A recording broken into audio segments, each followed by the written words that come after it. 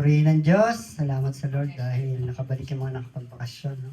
Amen. Yung mga timbahay at saka yung mga nagbakasyon sa Pilipinas. So, praise God. Ah, ang team po natin ngayon ay tungkol sa faith, no? Siyempre, tingnan natin kung gaano katatag, kung gaano kalakas yung faith na kaya nating patunayan sa Lord. Amen. Bago yan ay mag-pray muna tayo. Lord, maraming salamat sa panahon ito, Panginoon, sa oras na ito. Alam namin, Panginoon, nakasama ka namin, Panginoon.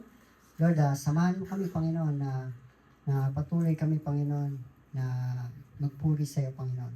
Lord, ano man ang aming mga gagawin ay dinudulog namin ito sa iyo, Panginoon, nang may pasasalamat, Panginoon. Lord, gamitin mo lamang kami, Panginoon, bilang instrumento, Panginoon, ng iyong pagpapala sa mundong ito. Ako, Panginoon, ay itago mo sa iyong likuran at ang salita mo lamang, Panginoon, ang mangusap, manguna sa bawat isa, Panginoon. Sa pangalan ng Panginoong Jesus. Amen. Panginoon. Ay, napakadali naman pong maintindihan kung ano yung pamagat, no? Bakit ako nai-stress? No? Bakit po ba doble-doble yung nakasulat? Bakit pa tayo nai-stress? Eh, doble-doble na kayo naisulat, no? Stress to stress. Bakit pa tayo nai-stress? Tayo po ba bilang mananampalataya? Nai-stress pa po ba tayo? Siyempre, oo, kasi tao tayo, no? Nakakaranas tayo niyan, lalo sa ating trabaho, no? Kasi minsan nga lang sa bahay, lalo pag wala tayong kasama. Yung isipan natin ay stress. Amen po? Sige po, bago tayo magpatuloy, tingnan po natin yung verse na gustong ipatid sa atin ng Panginoon. May verse na ba? Verse? Tingnan natin. Ang sabi ng Panginoon, ayan o. Matthew 11 verse 28. Sabi, maraming tao ngayon ang napagod sa buhay. Sa introduction po ito, ha? Problema sa pamilya, trabaho, pera, ministeryo, relasyon, at maging ang sariling pamumuhay sa isipan. Minsan, kahit nakangiti tayo sa labas, sa loob ay parang gusto na nating sumuko. Pero bilang anak ng Diyos, may sagot ang Biblia sa stress sa buhay. Hindi man nawala agad ang problema, pero may kapayapaan na ibinibigay ang Panginoon na hindi kayang ibigay ng mundo. Sabi rito, "Come unto me, all ye that labor and are heavy laden, and I will give you rest." So, lumapit tayo sa Panginoon, no? At bibigyan niya tayo ng kapayapaan. Yun yung pinaparating ng kanyang salita. Amen po? So, lahat po tayo dito na mananampalataya ay lumapit na sa Panginoon. Amen po ba yon? Amen? Meron po bang hindi pa? Amen po. Lapit po muna kay Ninong Eli para kung hindi pa po, no? Para mas maunawaan po natin yung paglapit sa Panginoon. So, yun po. Ang tanong, number 1, na-stress ako dahil sobra akong nag-iisip. Totoo po ba yan? Marami ba tayong iniisip? Ngayon, may viral sa Facebook, no? Sergey Bin, na-stress. No? Nadala sa ospital. No? Dahil sa sobrang stress. So, tayo mismo, nai-stress. Ano po? May isang vlogger, yung 20 million follower niya. Siya po si Sergey Bin. No? Na-stress siya. So, nagkaroon siya ng sakit. So tayo bilang mananampalataya sa mundo, kailangan natin ng tulong ng ating mga kapatid pagdating sa ating mga pananalangin. Amen po? Sabi dito sa Matthew 6 verse 34, sabi, hindi sinasabing huwag magplano, pero huwag nating hayaan na kainin tayo ng pag-aalala. Ang Diyos ay nasa kontrol ng bukas mo. Naniniwala po tayo doon? Salita po yan ng Diyos. No? Hindi po tayo ang kumukontrol ng ating kahapon o ng ating kinabukasan. Amen po? Tandaan po natin na ang plano ng Diyos ay nandiyan na lagi yan. No? Uunawain na lang po natin. Minsan po kasi akala natin, ay hindi ito yung plano ng Diyos. Ay mali ito. Kasi yun yung iniisip natin sa sobrang stress minsan. No? Nawawala na yung pagtingin natin sa Diyos. Minsan nga, mas tinitingnan pa natin yung kaaway. Di po ba? No? Minsan mas nakikita natin yung gawa ng kaaway kaysa sa gawa ng Diyos. But bilang mananampalataya dito sa mundo, nakapaniwala na sa Panginoon, pagtatag ng iyong pananampalataya, kailangan mas makita natin kung ano yung mga plano ng Diyos sa buhay natin. Amen po? Amen. So number 2, na-stress ako dahil ako lang ang umaako ng lahat. May ganun po ba sa atin? Ako na to, kaya ko na to. Na? Kaya ko na to. Ako na magli-lead ng lahat. Worship leader, ako patutugtog ng gitara, ako pa magpapiano, no? No? May ganun po ba? One full band? Wala po, no? Dito, as a team, na po tayo po yung nagtutulungan. Sa prayer meeting nga po, diba? Nakita nyo, kahit wala yung ibang mga kapatid, pero nandun yung pananalangin, pinapatibay. Amen po. Sabi po sa verse, 1 Peter 5:7, ang sabi, ibigay mo sa Diyos ang bigat na dala mo. Ayan. Hindi kanya pinapabayaan ang problema mo ay hindi maliit sa Kanya. Ayan po. Ang Diyos, lagi, kung titingnan natin, no, sa bawat problema dumarating sa buhay natin, ay mararamdaman natin yung kapayapaan.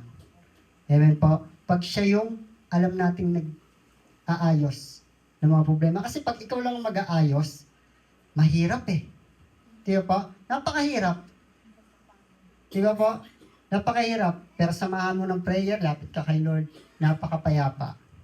Yun po yung gusto ng Diyos sa atin eh. Kasi talagang nilikha niya tayo bilang anak niya na maging mapayapa sa piling niya. May mapayapa po bang nasa kaaway? Wala naman po eh. Lagi nga magulo. Tingnan nyo nga yun, nagkakagulo ngayon sa mundo. Ang gulo, kasi wala silang Diyos eh. Hindi nila alam yung kapayapaan. So, tayo, bilang mananampalataya, ay lumalapit tayo sa Diyos. Amen po? Lahat ng mga problema ang dinadala natin, Lord, ikaw na po bahala, pinagkakatiwala ako na po sa inyo. No, pagising sa umaga, Lord, gabayan mo kami. Lord, prayer po, kanon. No, kailan po nandun lagi yan eh. Kasi kung wala yon, mahina ka. Weak ka talaga. Kasi aakbayan ka ng kaaway sa buong araw. Amen po? So, number 3, na-stress ako dahil malayo ako sa Diyos. Naramdaman na po ba natin to nung nakakilala na tayo sa Diyos? Nakakilala na tayo pero ang layo-layo pa natin sa Diyos, no? Amen po? Kapag tayo nakakilala sa Diyos, unang-una, yung unang-una po pakiramdam natin, nandiyan lang lagi yung Diyos. Amen po? Pero habang tumatanggal, pansin niyo, parang lumalayo tayo minsan, no? Napansin niyo, kasi mas tumitibay yung pagyakap ng kaaway. So, challenge tayo sa buhay. Amen po? But, kung magkukontinue lang tayo sa pag-aaral, sa pakikinig, sa pagbababad, no, sa pananalangin, so, nararamdaman po natin na malapit ang Diyos. Sabi nga sa Isaiah 26:3, tunay na kapayapaan ay hindi nakukuha sa pera. So, bakasyon o tao, ito yung nanggagaling sa malapit na relasyon sa Diyos. So, yun po, walang bagay na hindi magpapasaya sa iyo eh. No? Ang magiging, kumbaga, ang magpapasaya lamang naman sa iyo kapag nakakilala ka na sa Panginoon. Eh, hindi na yung mga bagay na meron sa mundo, yung mga material na bagay. Di ba po? Ang bagay na magpapasaya sa iyo sa mundo ay yung alam mo na nasa iyo yung Diyos. Kasama mo siya. No? Simpleng bagay nga lang, kumain ka dyan, no? Nabusog ka, anong sabi mo? Thank you, Lord! O, di ba? Eh, paano kung hindi pa tayo nakakilala? Baka hindi pa natin napagpasalamat yung bagay na yun. Ano po? So, praise God, dahil lahat tayo naunawaan na natin kung ano yung plano, pagkilos ng Diyos. No? Kasi, bakit? Nananampalataya na tayo eh. Amen po? Amen. Sabi rito, na-stress ako dahil gusto kong kontrolin ang lahat. May ganun po ba? Sa atin may mga posisyon dyan, supervisor, manager, no? Meron tayong mga team. So, ganun ba tayo kukontrolin natin yung mga kasama natin sa baba? So, ako po, naging manager ako. 6 years ako naging manager eh. But, siguro naging manager ako, bago ako nakakilala sa Panginoon. Pagdating ko dito sa TCF, manager na ako. Manager na ako. So, bago man yon, nakakilala na ako sa Pilipinas. Yung team ko, hindi ko sinasarili. Pinapakita ko na magkakaibigan kami, pantay-pantay, gaya ng pagpapakita ng Panginoon sa akin kung paano niya ako binago. Kasi meron na akong takot sa Panginoon nung panahon na yon. Lalo pa nung dinala ako dito, mas naunawaan ko kung paano makisama sa ibang tao. Noon, masaya lang ako kapag nagbabasketball kami. Masaya na ako noon kasi kasama ko sila, kaibigan ko sila. Si Kuya Bong ang nakasama ko mas masayang tao yun. Grabe, no? Nakilala ko si Kuya Bong, mas masayang tao, dinala pa ako rito. So, yun, sobrang kasiyahan. Proverbs, sabi nga, Proverbs 3:5, minsan ang kailangan natin ay hindi sagot agad, kundi pagtitiwala sa Diyos kahit hindi natin naiintindihan ang sitwasyon. So may mga bagay na ganun. Masaya tayo dahil alam natin na nandiyan ang Diyos. No? Pero kapag dumating yung point na minsan nalilito ka dahil sa stress, naiisip mo na gawa ba ito ng kaaway o gawa ba ito ng Diyos. So, nagbabago yung pananaw mo. So, dapat itutuon mo lang yung sarili mo kung ano yung gusto ng Diyos para sa iyo. Dapat alam mo yun. Dapat nabubuksan mo yung Biblia. Hanapin mo yung sagot sa salita niya. Yun lang naman po ang susi doon eh. Huwag po tayong malilito. Marami kasi sa mundo na nakakilala na sa Diyos, nalito pa sila. Amen po. Lumalakad na sila sa tuwid na wala pa sila. Marami po yung pastor pa nga po yung iba eh. Di ba po? So, tayo bilang nakakilala sa Panginoon, so tandaan po natin, ano magpapatibay sa atin? Hindi yung sarili naman natin eh, yung salita niya. Kaya kung nakikinig ka, naiintindihan mo yung salita ng Diyos, alam mo kung paano siya kumilos sa buhay mo, nauunawaan mo yon, hindi ka maliligaw. Amen po? Ano ang panghawakan natin? Iniligtas tayo ng Diyos. Na mahal tayo ng Diyos dahil sa biyaya niya, tayo ay naligtas. Amen po? Bilang mananampalataya, dapat alam na natin yun. Amen po? So, nai-stress ako dahil hindi ako nagpapahinga. Yun po ang katotohanan. Mai-stress ka talaga pag di ka nagpahinga. Amen po? Kaya nga minsan sa trabaho ako, lalo kapag nagpa-fasting ako minsan sa trabaho, no? Itutulog ko yun kahit 5 minuto ang hapa. Noon, kasi akala ko yung 8 hours na tulog mo, yun na yung sapat. Pagbigyan mo yung sarili mo na kahit konting panahon na tulog, pag naramdaman mo pagod ka, matulog ka lang. Diba? Tapos babalik, kanina nga madaling araw, anong oras na kami natulog? 2:00, nagising ako, 5:00, naglinis ako, tapos nagising uli ako, 6:30. Ba't may pahinga? So, wag mong ipupul na mapagod ka. Kasi, baka bumigay yung katawan mo. Amen po? So, sa pahinga, dapat ay nauunawaan din natin na nasa presensya tayo ng Diyos. Amen po? So, Matthew 11 verse 28, hindi kasalanan ang paghinga, ang pagpapahinga. Kahit si Jesus ay nagpapahinga, ang katawan at isip natin ay kailangan ding alagaan. So, alagaan natin. Amen po? Kasi, anong edad na ba tayo? Amen po? No, anong edad na ba tayo? 23. Ewan ba ako, matanda na tayo. Ako nga, nabibigla na sa katawan ko. Si Joke nga, sabi kay Jobert nung nag-basketball kami, baka pulikatin ka yan. Nag-basketball ka, pinulikat si Joke. Si Joke ang pinulikat, hindi si Jobert.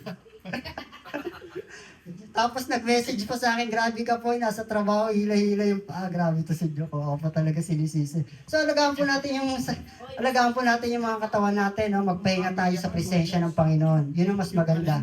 No? Magpahinga tayo, magbasa tayo ng Biblia, pag-aralan natin ang salita ng Diyos. Gustong-gusto ng Lord yan. Kasi nandun yung kapayapaan eh. Nalalaman niya na yung anak niya, mahal siya.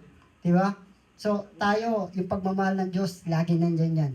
Amen po, hindi mawawala yon. Tandaan lang natin, ang biyaya ng Diyos, sapat yan. Higit pa nga eh. Amen. Conclusion, sabi, ang stress ay bahagi ng buhay. Tama po yan, bahagi yan ng buhay. Pero hindi ibig sabihin na dapat tayong, kakainin tayo ng stress. Wag po. No? Kapag kasama natin ng Diyos, may lakas tayong humarap sa bawat problema. Totoo po yan. Ang mundo ay puno ng pressure. Katotohanan po yan. Pero ang Panginoon ay punong-puno ng kapayapaan. Kapag mabigat na ang lahat, huwag kang lumayo sa Diyos. Mas lalo kang lumapit sa Kanya. Yung po ang pinakamalaga, no? Huwag tayong lalayo sa Diyos. No? Lalo tayong lalapit. No? Hindi ka na nakapagsimba ng isang araw, hindi ka na uli magsisimba. So, palayo po yun, hindi po yung palapit, no? Kaya kailangan palapit tayo, no? Magbibigay rin tayo ng time para sa Panginoon, no? So, yun lang po. Amen po. Lord, salamat po sa iyong salita, Panginoon, na alam namin, Panginoon, na nandiyan ka sa amin at tulungan mo kami, Panginoon, na mas lumapit pa sa iyo, Panginoon. Alalayan mo kami, Panginoon, sa lahat ng aming gagawin. Lord, sa iyong biyaya, patuloy kaming kumakapit. Salamat, Panginoon, dahil tinuruan mo kaming manampalataya, Panginoon, ng tapat sa iyo, Panginoon. Tulungan mo kami, Panginoon. In process, Panginoon, ay patibayin mo kami, Panginoon. Sa ngalan ng Ama, sa gabay ng banal na Espiritu ng Diyos, at sa ngalan ng aming Panginoong Yesus, hallelujah, Lord. Amen. Amen.